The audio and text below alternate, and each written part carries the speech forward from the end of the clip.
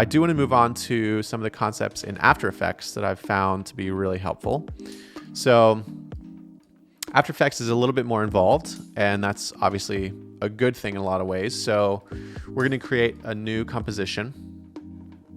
Same kind of settings that we were using before, 1920 by 1080. Square pixels, we'll change this to 30. And I'm going to change this resolution to half just so we can play it back quicker. We'll hit OK. And we've just got a blank, effect here, and a blank canvas here in After Effects.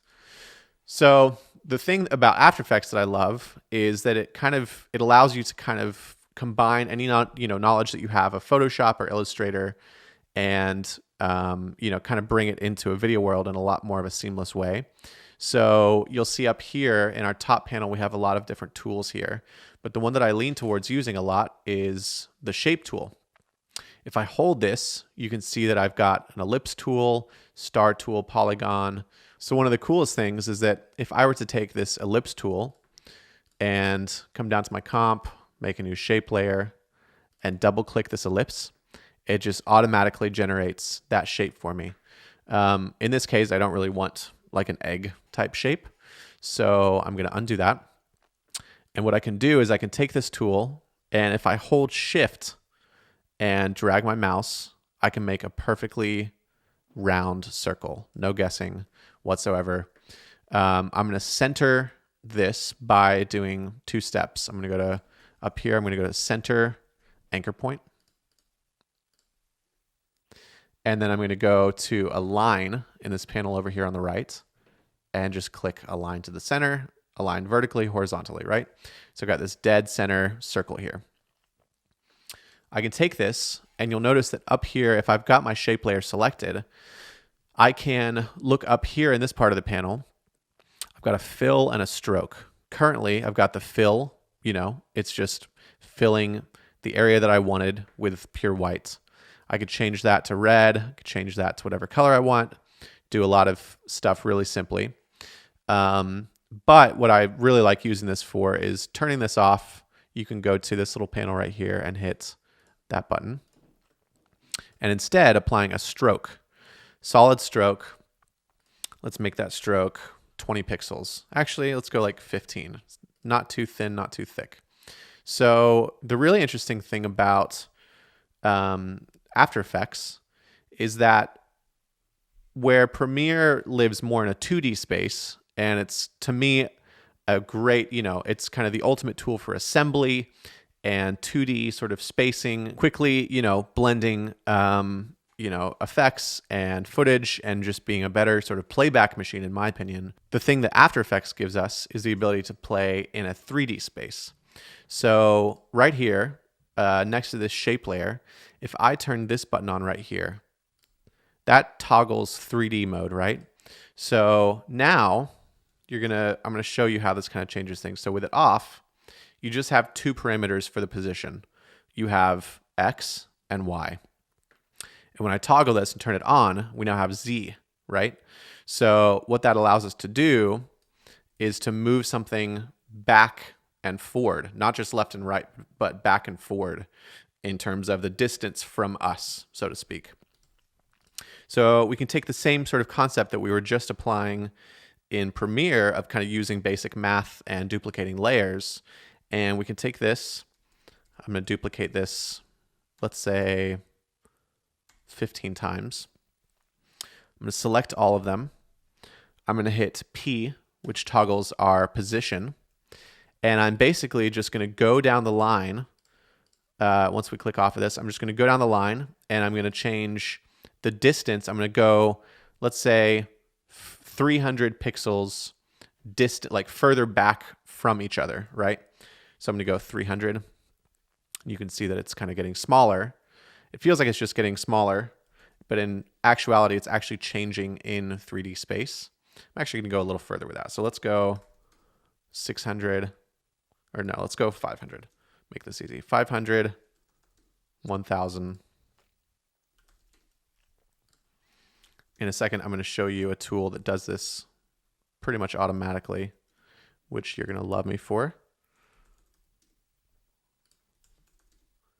But if I create this tunnel here, I'm kind of creating a tunnel.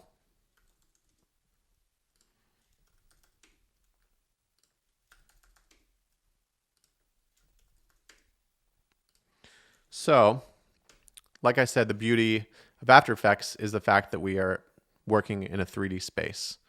We could change that and go even further. In fact, I'm actually going to do that just to show you what it looks like to do it manually. So we're going to go 2,000. We're going to go 1,000 apart now. So I'm changing all these and just going 4,000, 5,000, 6,000. I'm sure you guys are just thrilled by this.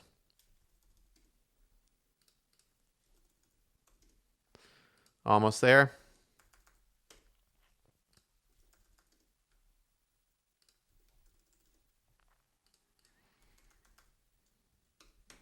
$14,000. Cool.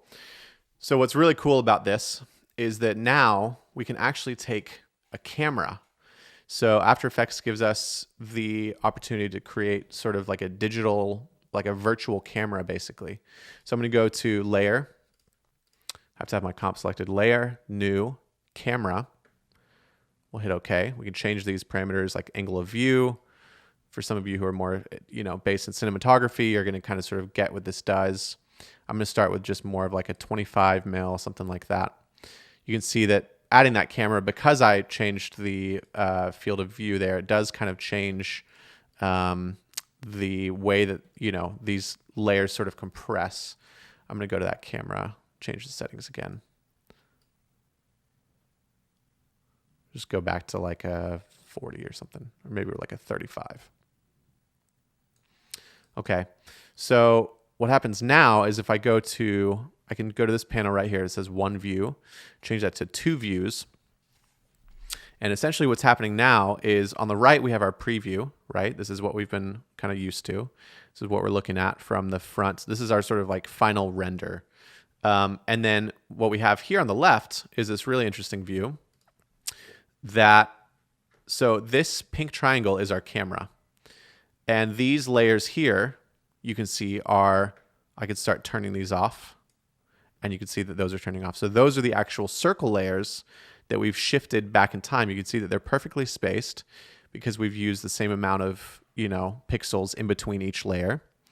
And what this allows us to do is to take this camera and we can start sort of rotating around the 3D space itself. So if I come above this thing, you can see that these rings are sort of evenly spaced. And we've got this really interesting, even effect that we could play with there. But what I want to do is I want to fly through this and create sort of a tunnel. So I'm going to reset this camera. Let's see. Reset. And there's a couple different sort of parameters that you have to be aware of when you're doing a fly through. So one of the things that you're dealing with is not just the position of the camera. You're not just moving it forward like you would on a dolly. You're also making sure that you have this point of interest kind of far enough back to be able to see past that. So, and I will demonstrate that now. So if I were to push past this, look, I'm literally changing the Z space of the camera, pushing it forward into these circles, which is really cool. As you get here though, you're going to see that it turns off and the camera kind of flips around there. You can kind of see if I go past this point, the camera flips and you're like, what the heck is going on? I'm going to turn that back around. I'm going to toggle the parameters of this and I'm going to make sure that the point of interest, so you can see this little crosshair there. I'm going to take this and make sure that it's all the way at the end of this tunnel. And that's just allowing our sort of like endpoint to be a lot further so that the camera doesn't rotate automatically and flip on us. So now, when I go back to the position properties of this camera, I can go from, way back here. Let's go to negative 2,000, or rather negative 10,000, right? We're way at the back of this thing. I can set a keyframe there.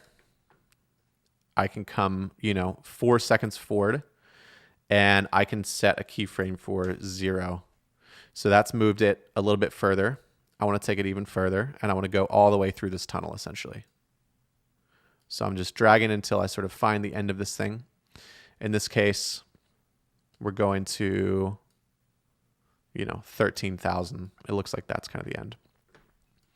And if I come back here and hit play, we've got this really sick animation of us sort of flying through a tunnel, which from an audience perspective, especially at a live show, gives you this, crazy sensation of sort of like flying through space, creates this really awesome backdrop for the artist. And even on a computer, it just looks really cool. Now imagine applying, some of the effects and the filters that we've talked about, like TV pixel or turbulent displace or whatever, to this, and you've got something that's really interesting. So, that's kind of a very, very brief rundown. I just wanted to give you the highlights of what that can look like to create stuff in a 3D space in After Effects. But I think the big key in this, portion is I'm moving really quickly because I just want to give you a lot of tools that you can kind of think about for yourself.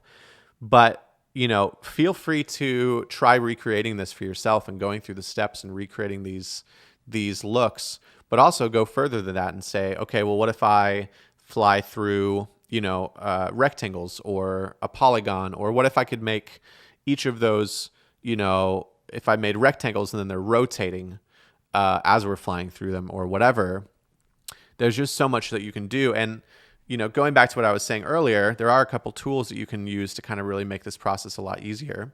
So if I were to select all of these, I have this tool from AE Scripts. It's called, what was it called? It's called Gritter. It's an extension that I've installed from aescripts.com. I can go to Gritter right here. It pulls up this like special window that doesn't come stock in After Effects. And I can choose to make this, let's say I'm changing the Z parameters, so I can change, it's going to perfectly space them 1,000 pixels apart. Or I could do 5,000 pixels apart, create an even longer tunnel, right? So same concept applies. Basically just a shortcut to help us sort of get through there. But think about all the things that you could put this sort of camera animation on. So that in a nutshell is the concept of, 3D space and sort of some very basic After Effects principles that you can take and apply to whatever ideas may be running through your head. Again, the concept, is not how do I make a circle tunnel? It's how can I use the tools within this program to do something interesting for me? So one more tool that I want to share that's kind of unique to After Effects and something that's really helpful. I'm going to delete everything but this one circle. We can go ahead and reset the parameters on that. We'll go back to one view because this is more of a 2D animation thing, but again, something that's really helpful from After Effects, something that you don't get in Premiere.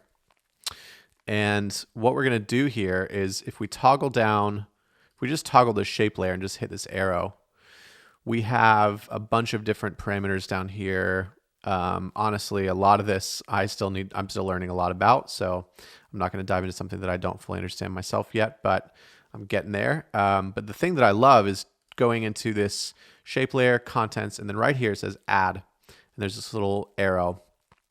And if we use this, we can apply a lot of different effects here.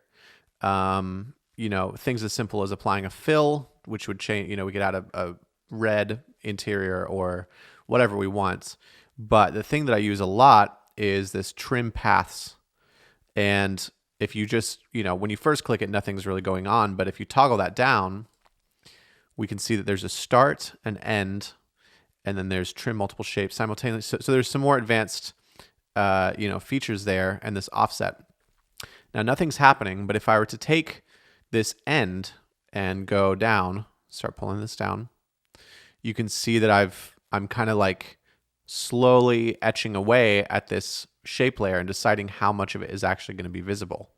So the thing that this gets really cool with is finding a shape that, or finding out the perfect shape of your screen that you're working with or whatever, and taking this and creating an offset, right? So I can create a keyframe here at the beginning. I can create a keyframe here somewhere, down the line.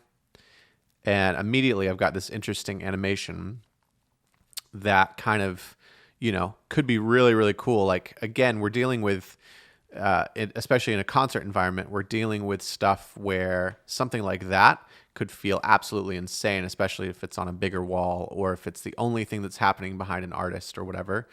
The negative space is kind of our friend, and we could go absolutely insane with like how many rotations this does. We could speed it up over time. We could do a ton of stuff, but this is going to loop for us. And again, if we can take that concept of looping and make sure that this is actually at a 360 interval. So we'll go right there and then drag this back to the end. Oh, something's a little off about that. So maybe it's right there. We'd have to kind of, oh, that's what it is. So the first one is not set up right. So we're just going to go 1 and 0. And now we've got this looping element, which looks really great. Again, so something about After Effects that I haven't mentioned is it's got a powerful sort of, effect that sort of comes only with, there are ways to do it in Premiere, but it's really a very easy thing to apply in After Effects, and that is motion blur.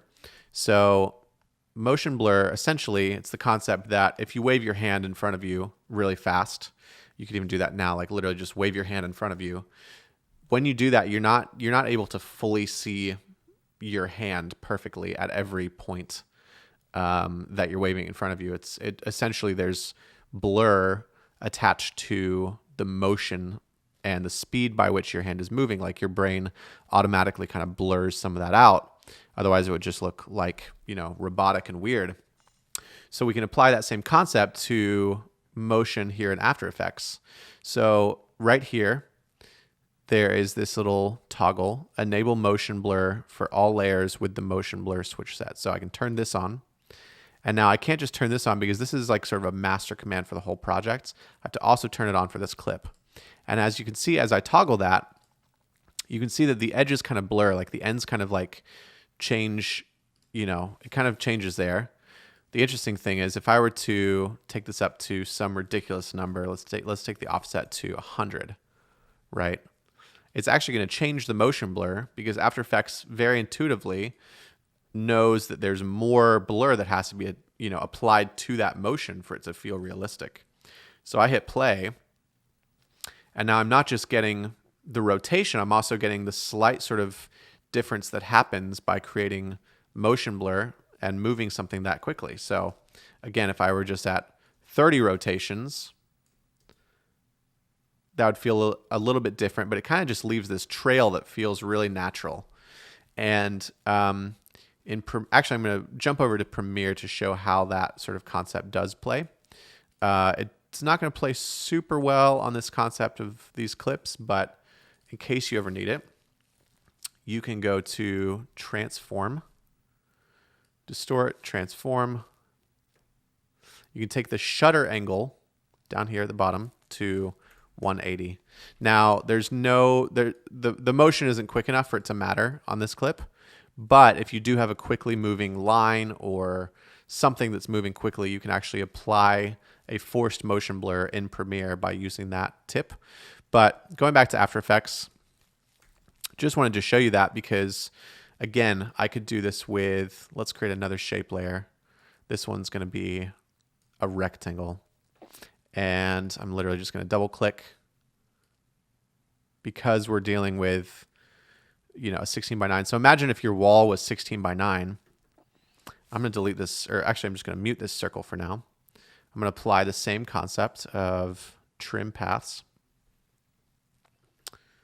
And we're going to, again, do something like this. So imagine if you were to just create this crazy, this could be a great intro for a show. I've done it a number of times where imagine if you have like a 50-foot tall wall and suddenly you are highlighting the massive scale of it in this really interesting sort of like Tron-like way, right? So it can look a little dull. It can look very like, it can just look like Snake, that old game, if you had one of your old cell phones from the early thousands or something like that. But if I were to, so we're really going to need to pump up the speed on that guy. So take the offset and do something a little bit more extreme. So now we're creating this crazy effect where we're like, quickly rotating around.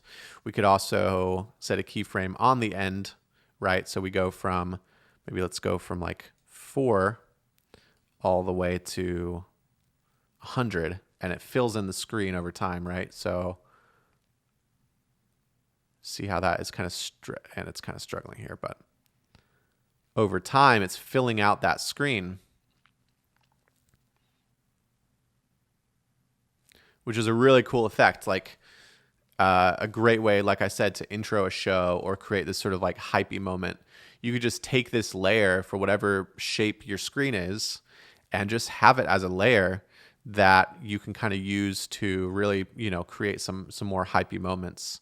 And it's a great trick that, again, with just a few clicks and using all stock, After Effects features, you can get a lot of great energy out of. So again, hope that this is helpful, just seeing some of the sort of like key principles of how to use these tools, seeing some of the sort of go-to tricks that I've found over the past couple of years, and hopefully, you're inspired to sort of take these and apply your own imagination to it.